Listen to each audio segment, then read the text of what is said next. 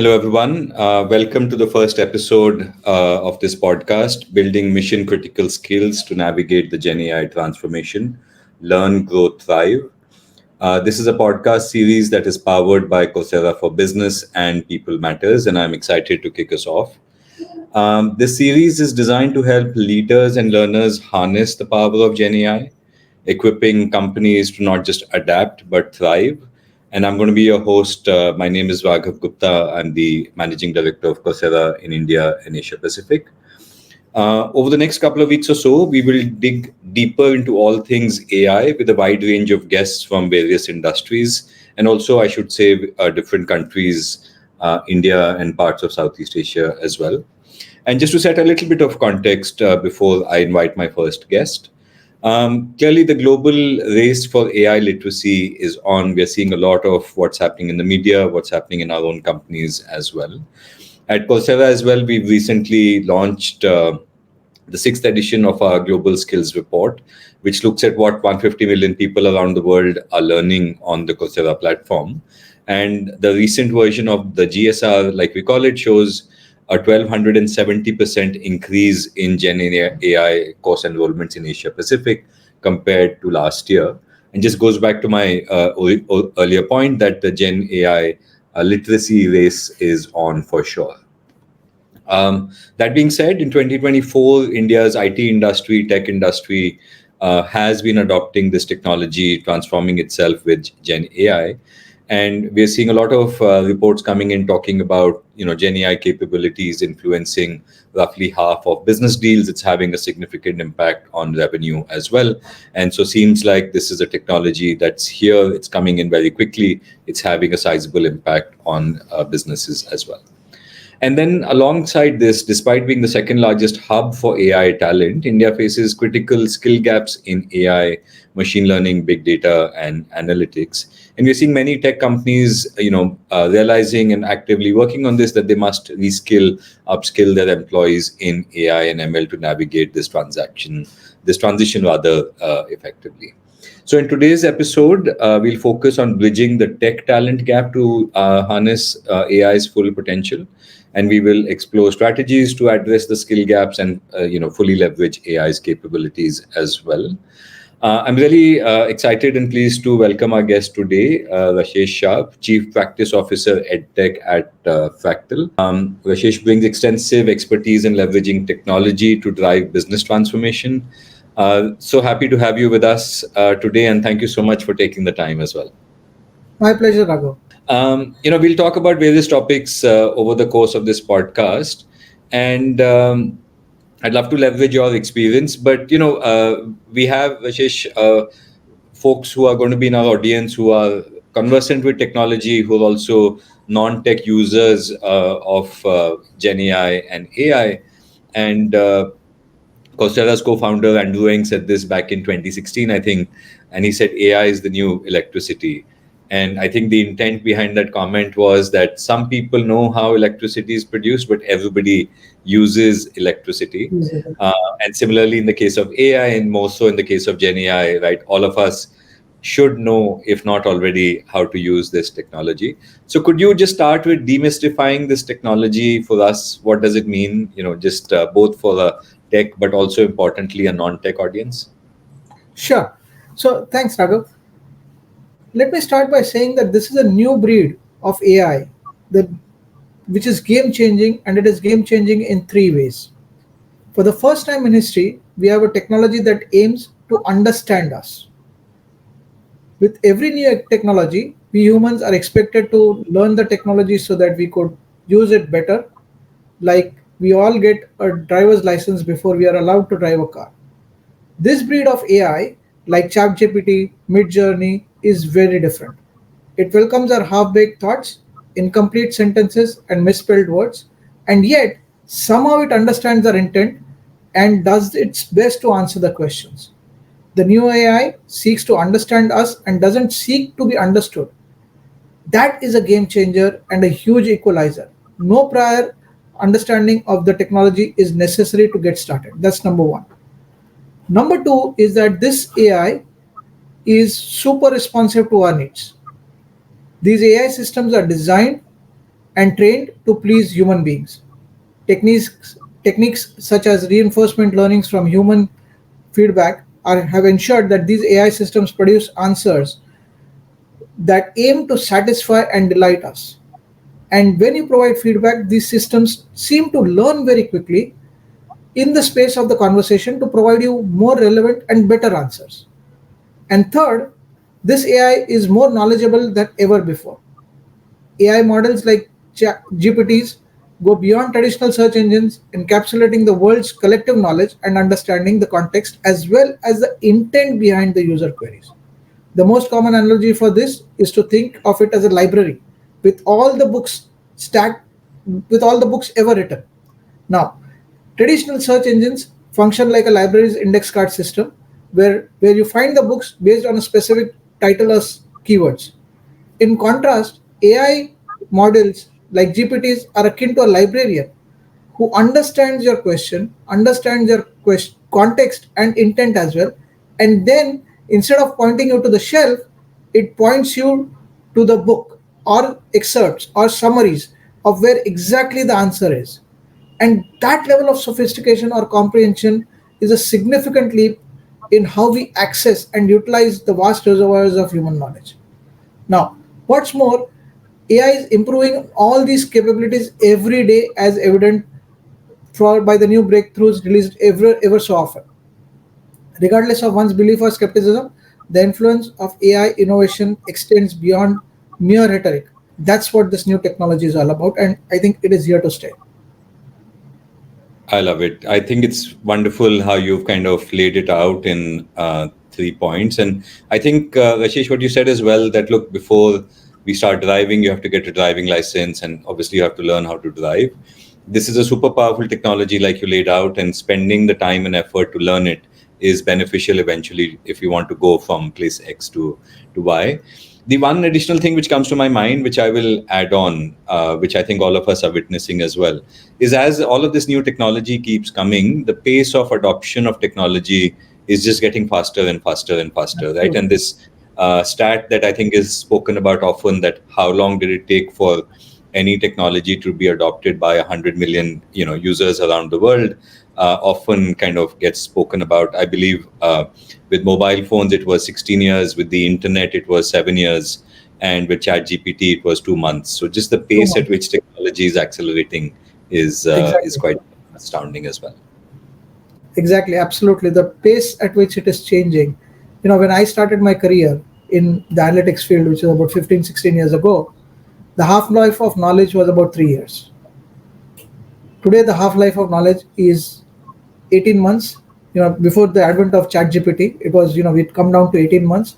And now we are saying the half life of knowledge is somewhere between 12 months or so, which means we have to Yeah. constantly keep ourselves upgrading and learning new things or new ways to operate and new ways to do things.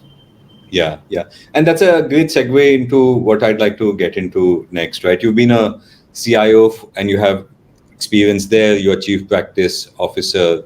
Um, with your own company or with your clients, right? You must have seen challenges around when new technologies come in. How do we think about skills shortages, right? Because you have a vantage point here, and talent scarcity, especially in India, it's a little bit of a paradox, right? I speak to CHROs and they're like, look, I have so many job roles that are open and we're not able to fill them.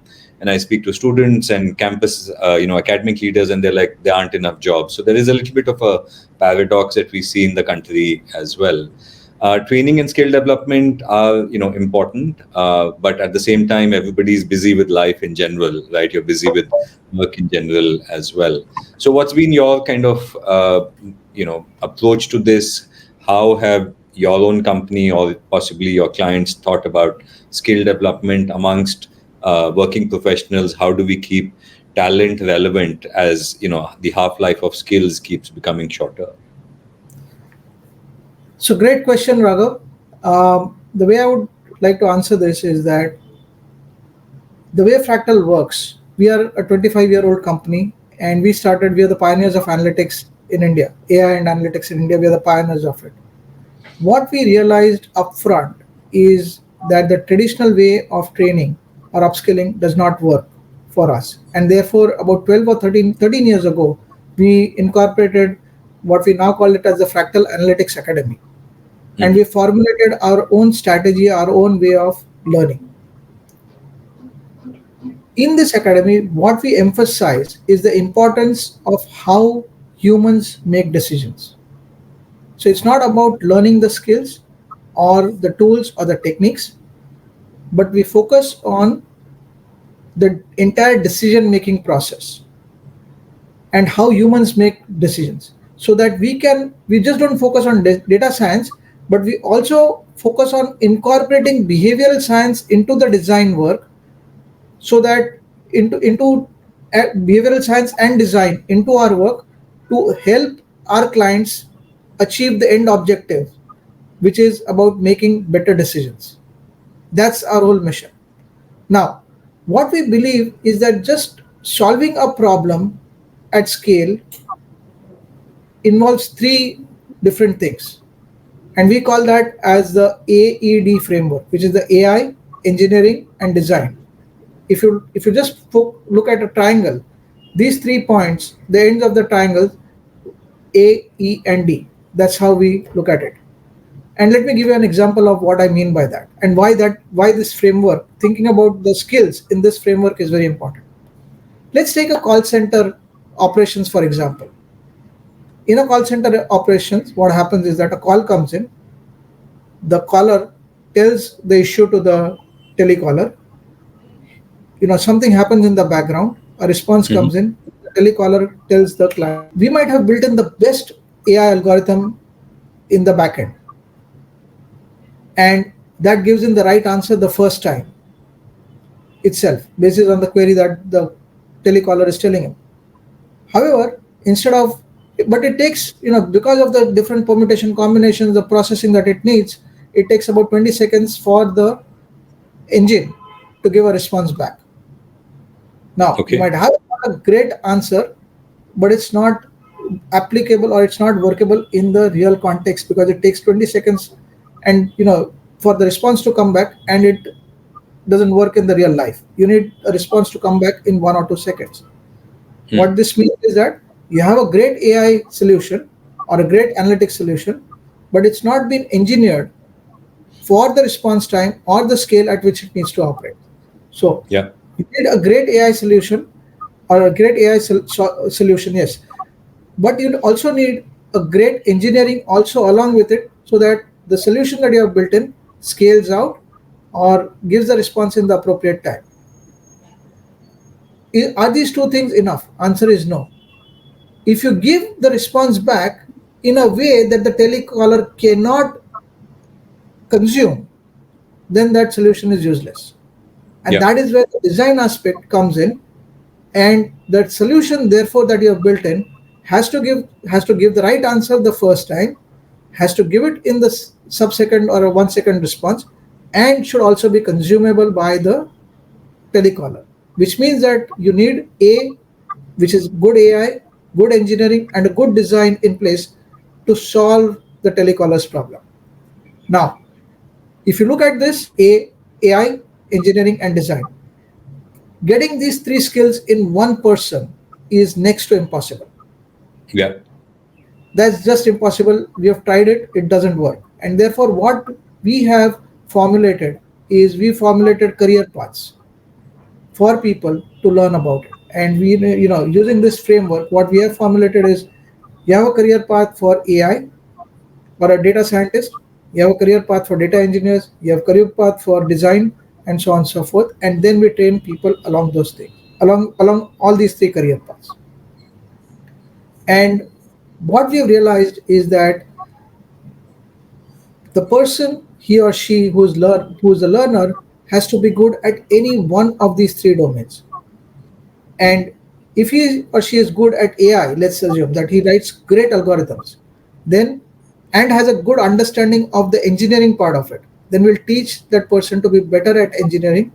And so it's a T kind of a learning model that we follow. But you need to have depth in one skill, and horizontal will be a breadth, which will be the engineering or the design, which you can learn and you'll flourish on that front. So that's how we have formulated our learning strategy that works for us, and that's what we do, and it's been working That's very well. Yeah, and that's a really relatable example as well. What you shared, and I think it's very easy to say, look, I as an individual might call customer service of a particular company, and I might never think about what goes in the background to make that call be a good experience for me. But what you shared in terms of bringing the AI and the engineering and the design together, and then linking that to skills, I think is a wonderful way for folks to understand this as well. Um, the other element that comes to my mind is, as you're thinking about building these skills and getting your own folks to stay updated, and being holistic, like you kind of spoke about, being holistic in terms of human decision making, not just focusing on specific skills. Companies are often thinking about, look, there are some skills that I might need to acquire externally, so I hire people and get those skills in, and at the same time I'm investing in my own people and kind of thinking about upskilling and reskilling them. And often companies will have like a broad, maybe not a hard number, but a broad goal to say, look, I want 30% of all new job roles to be filled with internal talent mobility. I expect that 70% will be hired externally. And I'm just kind of taking a broad kind of a number to say maybe 30% is internal mobility, 70% maybe from external. Do you think about something like this at your company? Like, what's a good way to say, look, certain skills we buy while certain skills we build? And there's obviously a people element to, talent mobility as well. I was on a conversation the other day, and the CHRO said, look, for many of the relatively more experienced folks, we might have changed 5 jobs in our careers, and today's younger generation might change 5 careers in their career per se, right? So given just the whole context of all of this, how are you kind of seeing this at your company? How are you all approaching this? So it's a very fine and a tricky balance that we have to maintain, because we want people to be loyal with us, and as the skills are changing, we need to upskill and retrain them, and that's a motivation factor for people to you know to stay on with Fractal as well. At the same time, we know that it's a slow process, so there are pros and cons to both these parts of upskilling with reskilling within or hiring from outside. you know Yeah, the pros of hiring from outside would be it gets in a fresh perspective. It's you can get specialized skills, industry knowledge, and you can get accelerate the project timelines really quickly. So in some places you really need to get that in place. There's not enough time, because given the business pressures, you just won't have that much time to reskill and upskill people, because it's a slow process. The cons of this is finding in the right talent becomes even harder when you try to fit it in with your culture part of it, with the culture of the organization. and yeah, and that's getting in the we find great people. However, if we don't find them culturally fit for the organization, we'll not hire them. Finding yeah. a combination of someone who's technically great and fits in our culture just adds on a different level of complexity to the whole problem. And our it's a fine balance that we have to keep it in. Now, however, we still have to hire. As we are growing, we still have to hire. There's no running away from that fact. As business grows, there's only so much that the that the existing team can do. So we have to hire from outside as well. And when we look for hiring from outside, again we look at it from our AED lens. That becomes our guiding force. When we You are said hiring AIT lens. Did I hear AED, that correct? so Okay, AED. AI engineering and design. We look at it from that Yeah, AI yeah, engineering and design lens. yeah, And what we look out for is the person has to be extremely good, meaning the depth of knowledge that he has. He needs to be an expert in any one of these three areas: AI, engineering, or design. And then, he might not know the human decision making process, but he's an excellent the basics of algorithms, and vice versa. Yeah. So we again follow the T model for hiring as well, and we cross train in the other set of technologies. The key thing that we look for these people is then the key thing that we then look for in these people is, would they be culturally fit in our organization or not? Are they humble, hungry, and smart? Because we as an organization serve our clients, and therefore what we need is a humility enough to serve our clients, hungry enough to keep on learning, because whatever he knows will be outdated in the next in the next 1, 2, or 3 years, and smart enough to pick up these skills. So if this person that we are hiring, maybe a maybe whatever experience level that he has, we will not hire him if we don't find him culturally fit for the organization. So that's what our talent strategy is all about. Yeah, yeah, and that's very nicely said, and I think it makes complete sense to me. I want to double click on one point you mentioned, and you did reference it, and I want to add a little bit of context before I ask that question. So you spoke about it's a fine balance, right? And you said, look, you do want to reskill internally, but of course, there's need to hire externally, given you know there's certain pace that the organization needs to go at, etc. And internal people do care for loyalty to be rewarded and so on. Sometimes companies don't appreciate enough that, look, the objective from an employee standpoint and the cliched what's in it for me standpoint is it will help me get ahead in my career along with broader kind of objectives. And my question is, do you think companies say this enough to employees that, look, we are helping you invest in yourself so that we can enable you to get ahead in your career? Is that something that you all do at your company as well? We have no option other than doing that. Let me put it the other way around. Yeah. As a business, our business is a knowledge business, and if we have to be relevant in the market, we have to keep in times with what's happening in terms of technology or in terms of the AI and so on and so forth. And if we do not upskill the people, then we won't be in business. So we don't have a choice, and we would encourage people to keep on constantly reinventing themselves. That's what my CEO Shrikant and Pranay keep on saying. How many times have you reinvented yourself? Hmm. And it might be in a domain, or it might be in a technology, or it might be in any other vertical. That's fine, as long as you're keeping on learning Yeah. and growing at the same time. It works, because business is changing. Our clients' business is are constantly changing. 3, 4 years ago, COVID came in, and that changed the complete dynamics of the entire business. It changed. So we had to reinvent ourselves practically. In a 3, 4 month time, we had to reinvent ourselves all over again. And Yeah. given a culture of constant upskilling, with the focus on learning, and with the right set of attitudes, with the right set of people that we have, I think that transition was relatively easier for us. Yeah, yeah, makes a lot of sense. Let me move to my next question. And we started with talking about the broad kind of purposes Gen AI can serve, right? Um, are you seeing either again with your company or with your clients being able to measure some of the impact that this technology is already having, and keeping in mind, right, while it's changing fairly quickly, it's relatively a new technology. Late October is when ChatGPT came out, late October 2022. But are you seeing measurable either anecdotes or measurable impact in terms of employee productivity, business process productivity, overall business success? What kind of metrics are you tracking? Some of that would be helpful commentary as well.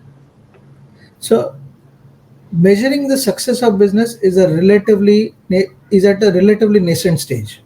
Hmm. What I think what we have become relatively good at is figuring out the productivity metrics, and how much benefits can the generative AI technology give us in the productivity metrics front, because that's a lower hanging fruit. A second place where this is really working out is in new product development, or in the product development life cycle. These are two Okay. areas where we have seen some significant amount of benefits that have been coming in. However, in the business metrics, for example, how much does generative AI contribute towards my revenue growth? That's a relatively nascent area, because in my personal view, what I see is that attributing the success of business growth to a particular thing is hard. There are a Hmm. lot of factors, macroeconomic, or competition, or you know something else, that that contributes also towards the growth of business. Yeah. And contributing it or attributing a percentage of that growth to generative AI in the current state where we are in is a little bit nascent, and Yeah. therefore it's a little bit hard to quantify or attribute the success of generative AI in the business metrics. Also, there are, one is a quantitative factor, which is, my business has grown by 10%. Yeah. That quantitatively measure it. But there are also qualitative metrics that come in. For example, because my call center operations improved, my customer satisfaction improved, and therefore my business grew. Now, this becomes a slightly harder metric to even quantify it, because you're now talking of customer satisfaction, which is not a function of just generative AI, has a lot of experiential information that comes in, and then you attribute it towards the success of that business. So, in my personal view, I don't think that this area of measuring is completely mature. Yeah. Over the next 3 to 6 months, or 6 months, 6 to 12 months, as more information keeps on coming in, as more data keeps on coming in, we can figure out and attribute the, the success of business towards generative AI technologies in a slightly more better manner. Yeah, yeah, yeah. And I see a lot of what you're saying as well, both when I look at external studies and when I look at internally for us at Coursera as well. I think a few months ago there was this BCG Harvard Business School study on management consultant productivity with Gen AI and without Gen AI. And I think this was done across 750 odd management consultants. And they found that productivity went up 43%, right? So at a task level or at a very specific level, it's measurable. But I haven't read a study which says our revenues went up by 43% because we leveraged Gen AI. We're not there yet, I would imagine.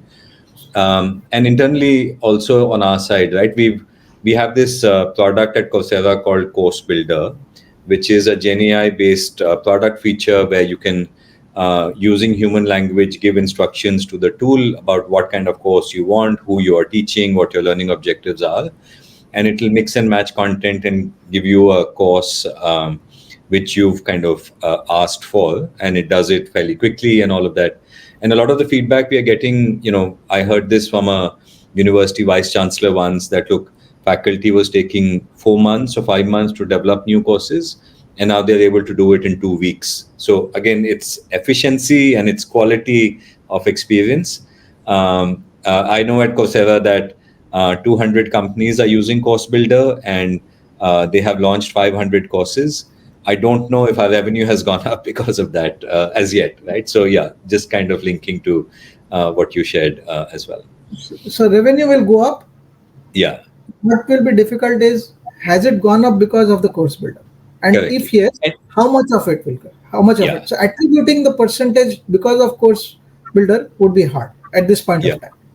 And it needs to have a significant impact as well before it goes beyond the noise threshold, to be able to then point to that and say, look, this 3% variation could just be noise in the system, but this 13% variation you can probably trace back to the impact that the technologies had. Exactly, Um, exactly.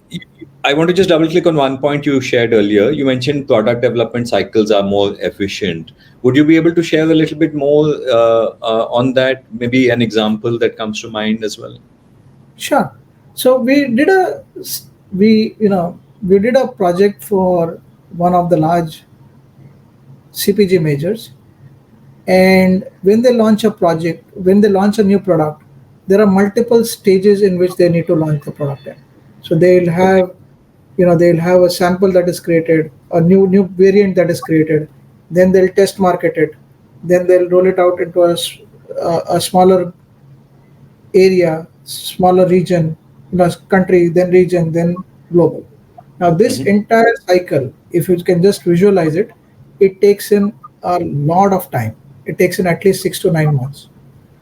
With the generative, because there is so much that you can do with generative AI, what we were able to do is we were able to give them a lot of these different simulations that Okay. happened, and therefore the basis this simulations and basis this insights that could come in, this entire testing process, a go no go decision, they could drastically cut it down, and that is a significant advantage to business.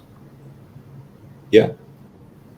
so Yeah, so that's a wonderful example. And you spoke about CPG, consumer products, right? So this could yes, be anything in consumer products. It could be a new toothpaste, it could be a new variant of a razor, anything. whatever it might be. But if you can cut down cycles from 6 to 9 months, and it's not just the duration of the cycle, but it's the investment that goes into the whole launch cycle as well. So And the yeah, that's speed with which you can experiment. See, this whole thing is it allows you the speed to experiment. Earlier on, if you had to take a go no go decision, it used to take 3 months. Let's assume that. Now, if you can take that go no go decision in 3 weeks, then that means that you could run 10 experiments in the same period rather than every experiment being run for 2 months, 2 months, 2 months, 2 months. Okay, yeah, the yeah, speed yeah. of experimentation has increased drastically because of this, and that is a significant business benefit. Yeah. I'm conscious we're coming up on time. I wanted to ask you, and I really like what you shared about your model for how you're thinking about skilling, right? Which is the triangle and the AED approach that you spoke about as well. A lot of our audience is going to be HR leaders, L&D leaders. Your advice would be valuable. Anything top of mind that you would think about, which would be, look, if you're thinking about um, skilling your workforce, especially in the context of Gen AI, right? And going back to where I started from, that AI is the new electricity. So you're possibly thinking about some people who are users of this technology. Some people are building, the ways how we are using this technology, are building platforms to be able to use technology. Any broader advice that you would share with our audience, specifically from a building their employee skill base standpoint? I would break this up into two parts. The audience that the HR leaders need to look at is into two segments. One that will build this technology for them. Those people will be the data scientists, the engineers, people who understand the large language models, so on and so forth. That's going to be a very small subgroup. There's going to be a small subset of people that will come in and actually build this technology. The bigger pie is in training people of how is it that they can leverage this technology so that they can make their life easier. How is that they can use generative AI in their day-to-day work with Excel, with Word, with PowerPoints. You know, is this set of audience need not understand what is happening in the background. They just need to know how is that they can write prompts, how is that they can write better prompts, for example. Yeah. So the training that needs to happen into two parts. One is the people who are going to build this technology is a very specific, and you can get companies like Fractal who can come in and help build this up for you. The larger pie, which is about training your people to use the power of generative AI and leverage the power of generative AI, which is what will help them get off the ground and leverage this power even quicker. We've, on our side at Coursera, we've created a Gen AI Academy where we've said Gen AI for everyone and Gen AI for leaders is kind of the user bucket, because it's the broad kind of a bucket. And then we've said Gen AI for teams, which is the producer bucket, where you go deep into skilling your data folks, your software folks, possibly folks in customer service and so on, who are helping build some of the applications around the broad base of the fundamental GPT models as well. And I'm talking about all people in the company. That's This has what we've been done. truly wonderful, Shish. I've learned a lot, and I've enjoyed the conversation as well. And I really love the way you structured what you've shared with us. I've been a management consultant in previous life, so I can see a lot of that structure coming through as well. But thank you so much for sharing a lot of your insights and what you guys are doing. I hope everybody who's been watching is taking a lot away. And thank you so much for joining us and Thank you. listening to this. This was really wonderful. Thank you for your time today. Thank you so much, Raghav. Really enjoyed it. Thank you. All right, wonderful. Thank you.